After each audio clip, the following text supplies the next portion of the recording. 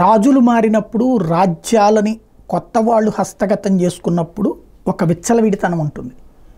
అక్కడ ఉన్నటువంటి అవతలున్నటువంటి రాజుకు సంబంధించిన జ్ఞాపకాలన్నింటినీ ధ్వంసం చేసి వాళ్ళందరినీ భయభ్రాంతులకు గురి చేసి రాజ్యం విడిచి పారిపోవడం అన్నటువంటి చేయడం.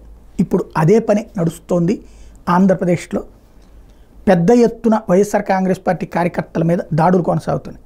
అయితే క్యాడర్ని కాపాడేది ఎవరు? అక్కడక్కడ వెళ్ళి నాయకులు పరామర్శిస్తున్నారు. అసలు నాయకులే బయటికి రావడానికి భయపడిపోతున్నారు, వణికిపోతున్నారు.